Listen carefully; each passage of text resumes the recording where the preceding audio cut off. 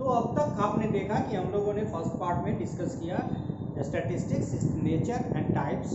फिर हम लोगों ने दूसरे पार्ट में डिस्कस किया types of statistics on the basis of its functions, descriptive statistics, inferential statistics, और फिर देखा कि कुछ स्टैटिस्टिक्स जो डिस्क्रिप्टिव है उसका इन्फरेंशियल इस्तेमाल भी हम लोग करते हैं by fulfilling some criteria and conditions.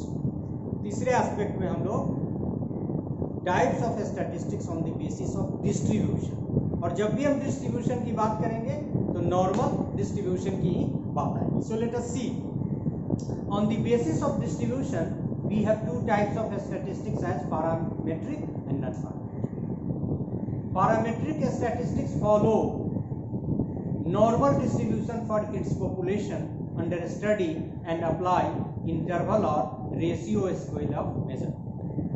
दो बातें हैं इसके। हम parametric statistics का इस्तेमाल के लिए प्री कंडीशन में एक तो है कि डाटा जो है नॉर्मल हो, यदि डिस्ट्रीब्यूशन नॉर्मल नहीं तो हम इस्तेमाल नहीं कर सकते। दूसरी बात, हम जब स्केल ऑफ मेजरमेंट की बात करते हैं तो नॉमिनल, ऑर्डिनल स्केल के अलावा इंटरवल और रेशियो स्केल। तो नॉमिनल और ऑर्डिनल के लिए नहीं, नॉमिनल और ऑर्डिनल लेवल का यदि आपका डाटा है, स्केल ऑफ मेजरमेंट का आपने इस्तेमाल किया है, तो वहाँ हम पैरामीट्रिक टेस्ट का इस्तेमाल नहीं कर सकते।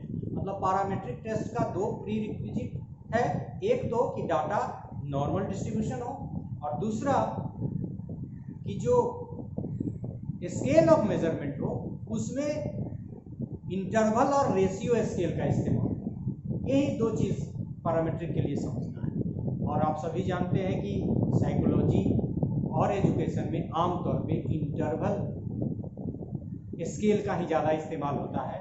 रेशियो जो स्केल है बहुत सोफिस्टिकेटेड है, सबसे ज़्यादा सोफिस्टिकेटेड है, लेकिन उसका ज़्यादा इस्तेमाल कुछ चीज़ों को छोड़ के, जो हमने जब हम लोग डिस्कस कर रहे थे स्केल ऑफ मेजरमेंट, आप चाहें तो वहाँ उसको देख भी सकते हैं।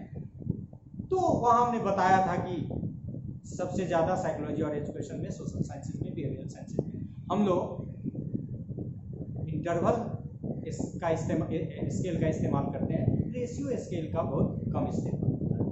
सो दो कंडीशन, मतलब पैरामीट्रिक टेस्ट कभी हम इस्तेमाल करें जब डाटा हमारा नॉर्मल डिस्ट्रीब्यूशन हो, और फिर जो हम लोगों ने स्केल ऑफ मेजरमेंट का इस्तेमाल किया है वो नॉमिनल नहीं हो, ऑर्डिनल नहीं हो, इंटरवल और रेशियो। और कुछ एग्जाम्पल है इसमें कि कौन कौन सा पैरामीट्रिक टेस्ट है। T test, F test, Z test, R, analysis of variance, analysis of covariance. तो ये देख रहे हैं आप कि ये सारे जो एनालिसिस ऑफ कोवेरिएंस को एफ टेस्ट भी हम लोग करते हैं, इसीलिए कोवेरिएंस के साथ हमने इसको लिख दिया, तो एक तरह का रिपीटेशन है। लेकिन T test, F test, Z test, R आदि मुख्य रूप से, और भी कुछ पैरामीट्रिक टेस्ट हैं, हम लोग पैरामीट्रिक टेस्ट के रूप में रखते हैं। दूसरी बात, distribution free, non parametric test को हम लोग डिस्ट्रीब्यूशन फ्री करते हैं। डिस्ट्रीब्यूशन फ्री का मतलब कि distribution will not be consider, मतलब नॉर्मल है या नहीं।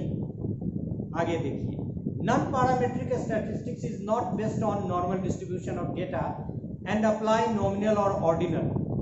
और नॉमिनल और ऑर्डिनल का मतलब ग्रुप्ड डाटा का क्लासिफिकेशन या ग्रुपिंग है या रैंक्ड है, उस स्केल ऑफ मेजरमेंट का इस्तेमाल। मतलब इसमें हम नॉन पैरामीट्रिक स्टैटिस्टिक्स में नॉमिनल और ऑर्डिनल लेवल के डाटा का इस्तेमाल करते हैं और नॉर्मल डिस्ट्रीब्यूशन को फॉलो नहीं करते हैं, और इसीलिए इसको डिस्ट्रीब्यूशन फ्री टेस्ट भी कहते हैं। It is being said as distribution free statistics. अब इसमें एग्जांपल देख लीजिए, chi square test, rank difference correlation, sign test, median test, Mann Whitney U test. और एक चीज आपको हम बता दें, जो नीचे ये है, chi square test, sign test, median test, Mann Whitney U test, ये है नॉन पैरामीट्रिक टेस्ट, लेकिन ये इन्फेरेंशियल भी है। आपने देखा होगा कि हम लोगों ने इसको डिस्क्रिप्टिव में नहीं डाला था, इन्फेरेंशियल में भी डाला था। मतलब ये हम समझ सकते हैं कि हमारे बहुत सारे स्टैटिस्टिक्स ऐसे हैं जो नॉन पैरामीट्रिक है लेकिन इन्फरेंशियल है। आगे देखिए, parametric tests of application need certain criteria to be fulfil. मतलब हम पैरामीट्रिक टेस्ट का इस्तेमाल तभी कर सकते हैं जब सर्टेन क्राइटेरिया को हम फुलफिल करें, और इसीलिए कहा जाता है कि पैरामीट्रिक टेस्ट यदि क्राइटेरिया को फुलफिल करके आप इस्तेमाल करते हैं, it's a very powerful test.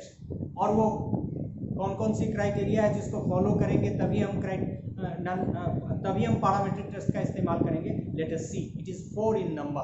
पहला, रैंडमनेस, मतलब डाटा जो कलेक्ट कर रहे हैं वो रैंडम डाटा होना चाहिए, रैंडमली।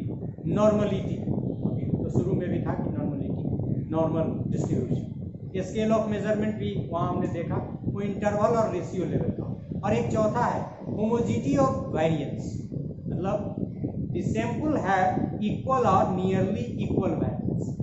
वेरिएंस मतलब वेरिएंस क्या होता है?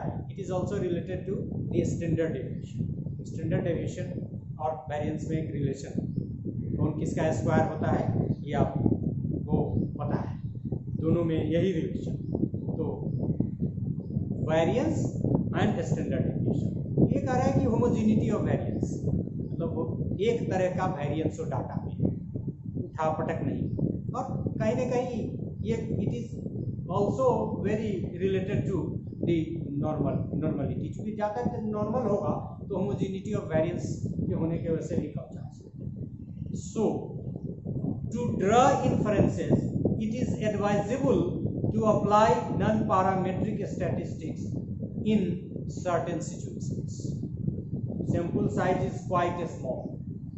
To draw inferences, it is advisable to apply non-parametric, not parametric. मतलब ये कि नॉन पैरामीट्रिक स्टैटिस्टिक्स का इस्तेमाल किन किन परिस्थितियों में हमको करना चाहिए वो ज़्यादा अच्छा है। तो number 1, sample size is quite small.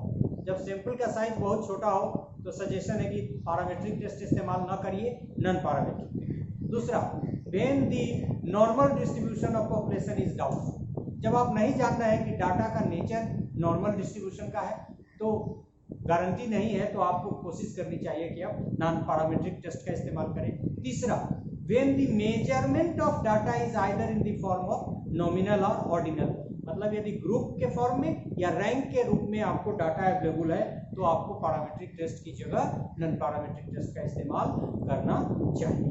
And this is the last part, when to use parameter, मतलब पैरामीट्रिक टेस्ट की इंपॉर्टेंस पे हम बात कर रहे हैं।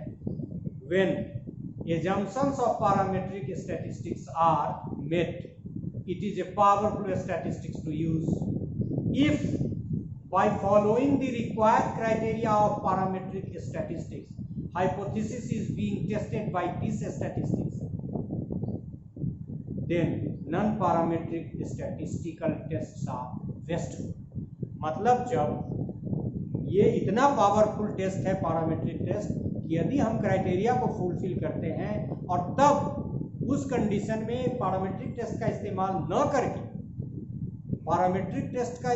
न करके नॉन पैरामीट्रिक टेस्ट का इस्तेमाल करते हैं, तो ये समय की बर्बादी है।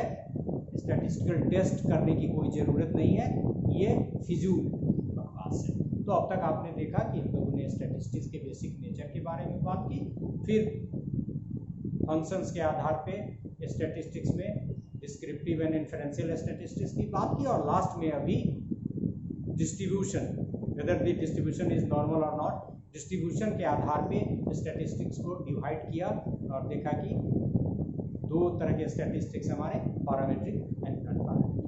So this is all about today's lecture. Thank you.